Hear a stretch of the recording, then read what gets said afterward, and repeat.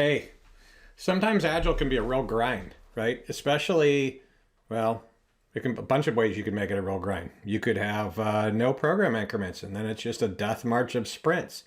You could be in Kanban with a never-ending list of open work items that just never ends, and so it's not really Agile at all. It's just sort of like a continual grind. So but there are some ways to actually make some of this a little bit easier. And I'm going to offer one here that may or may not work for your organization. And that is to iterate across who has which role kind of at the program level. So at the team level, if you only plan everything at the team, that's kind of sad, really. But if you do that, you can even do this a little bit at the team level. So let's talk about the program increment first.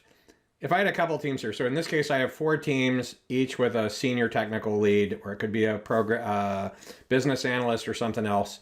And I'm going to pick an example, 6-week program increments.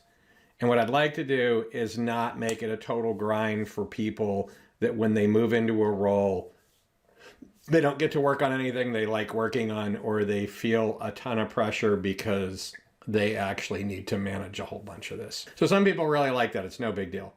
But if it doesn't work out, I actually worked a place where a consulting group came in and they just slayed it on the technical management side. And the way they did it was they actually had 3 fairly senior people. And in every program increment, one of them was the technical lead for kind of the 3 Amigo piece, but at the program level.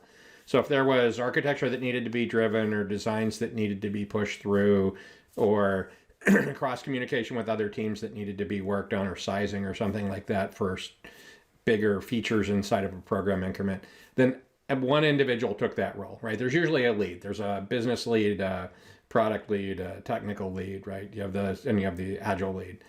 There's supposed to be 3 there. I made 4. But the idea is that you rotate these people through on a program increment basis, and it involves a certain amount of trust, right? If you reorg every 6 months, this is not going to work. But if you can hold it for a while where your teams are pretty stable and you have some idea what you're doing across maybe 9 months, then this will work pretty well, because people will learn to trust each other.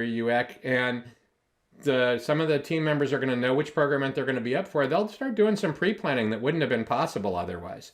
So I highly recommend this. See if you can figure out if you have the right people and you can keep a stable enough organization.